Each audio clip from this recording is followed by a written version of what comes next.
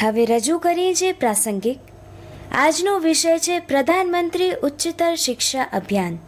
સંપાદન અને પઠન તૌફિક સમા.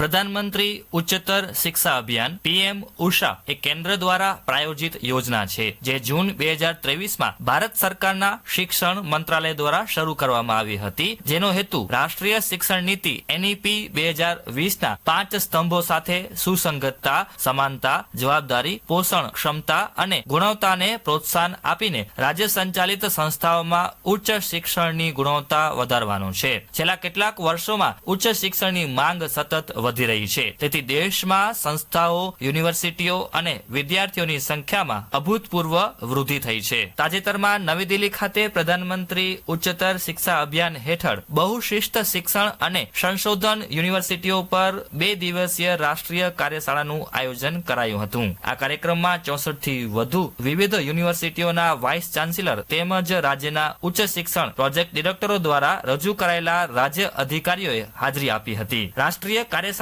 કેન્દ્ર અને રાજ્ય સરકારના ભંડોળના સહયોગથી NEPના વિવિધ ઘટકોને શ્રેષ્ઠ રીતે કેવી રીતે અમલમાં મૂકવા તે અંગે જરૂરી માર્ગદર્શન પૂરું પાડવામાં આવ્યું હતું. કેન્દ્રીય શિક્ષણ અને પૂર્વોત્તર ક્ષેત્રના વિકાસ રાજ્યમંત્રીએ જાહેરાત કરી કે મંત્રાલયે બહુશિસ્ત શિક્ષણ અને સંશોધન યુનિવર્સિટીઓ મેરુ ઘટકો હેઠળ 44 ફરજિયાત પ્રવૃત્તિઓ લાગુ કરવા માટે 35 યુનિવર્સિટીઓને પ્રત્યેકને 100 કરોડ રૂપિયા આપી રહ્યું છે. આ ઉપરાંત NEP અમલીકરણ માટે UGC નિયમો, બહુશાખાકીય શિક્ષણ માટે ક્લસ્ટરિંગ અને સહયોગ, કૌશલ્ય અને ઉદ્યોગ જોડાણના એકીકરણ દ્વારા સર્વાંગી શિક્ષણ વગેરે વિષયો પર આ સેમિનારનું આયોજન કરાયું. PM ઉષા નીતિ આયોગ મૂલ્યાંકન અહેવાલમાં પ્રકાશિત થયેલા મુખ્ય ખામીઓને દૂર કરે છે, જેથી વધુ અસર થાય તે માટે હાલની યોજનાઓને ફરીથી ડિઝાઇન અને તર્કસંગત બનાવી શકાય. તે બજાર સાથે સંકળાયેલા અભ્યાસક્રમો, ઉદ્યોગ સહયોગ, ઇન્ટર્નશીપ અને કૌશલ્ય આધારિત શિક્ષણ દ્વારા સ્નાતક રોજગાર ક્ષમતા વધારવા પર ધ્યાન કેન્દ્રિત કરે છે. આ યોજના રોજગાર પરિણામોને ટ્રેક કરવા, કૌશલ્યના અંતરને ઓળખવા અને રોજગાર આધારિત વ્યવસાયિક મોડ્યુલ રજૂ કરવા પર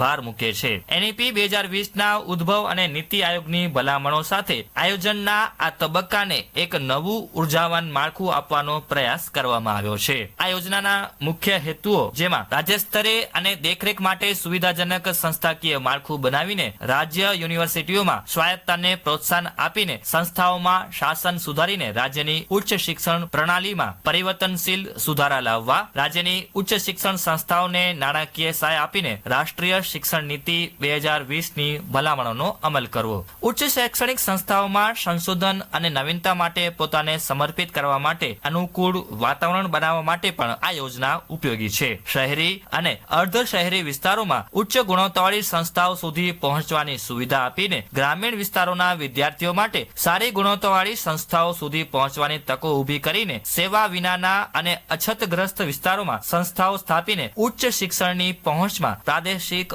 અસંતુલન સુધારવું જેવા હેતુઓ યોજના સાથે જોડાયેલા છે. સામાજિક રીતે વંચિત સમુદાયોને ઉચ્ચ શિક્ષણ માટે પૂરતી તકો પૂરી પાડીને ઉચ્ચ શિક્ષણમાં સમાનતા સુધારવા, મહિલાઓ, લઘુમતીઓ, SC, ST, OBC અને દિવ્યાંગ વ્યક્તિઓના સમાવેશને પ્રોત્સાહન આપવું, રાજ્ય સરકારોના પ્રયાસોને પ્રોત્સાહન અને સમર્થન આપીને ઉચ્ચ શિક્ષણમાં અસ્તિત્વમાં રહેલા અંતરને ઓળખવા અને ભરવા, કૌશલ્ય અને વ્યવસાયીકરણ દ્વારા રોજગાર ક્ષમતા વધારવી, માન્યતા પ્રાપ્ત સંસ્થાઓની માન્યતાની સ્થિતિ સુધારવા અને માન્યતા ન ધરાવતી સંસ્થાઓને માન્યતા આપવા, દૂરના વિસ્તારોમાં વધુ સારી છાત્રાલય સુવિધા પૂરી પાડવી, જે જિલ્લાઓમાં સરકારી અને સરકારી સહાયિત સંસ્થાઓ નથી ત્યાં નવી મોડેલ ડિગ્રી કોલેજો સ્થાપવી જેવા વિવિધ ઉદ્દેશો આ યોજના સાથે જોડાયેલા છે. PM ઉષા એ રાજ્ય સંચાલિત સંસ્થાઓની ગુણવત્તા અને સુલભતા વધારીને ભારતના ઉચ્ચ શિક્ષણના પરિદૃશ્યમાં પરિવર્તન લાવવાની દિશામાં એક મહત્વપૂર્ણ પગલું છે.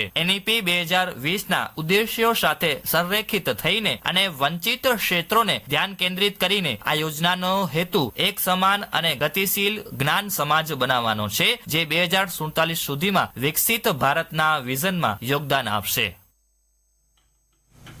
હમણાં જ આપે સાંભળ્યું પ્રાસંગિક, જેનો વિષય હતો પ્રધાનમંત્રી ઉચ્ચતર શિક્ષા અભિયાન. સંપાદન અને પઠન તૌફિક સમા.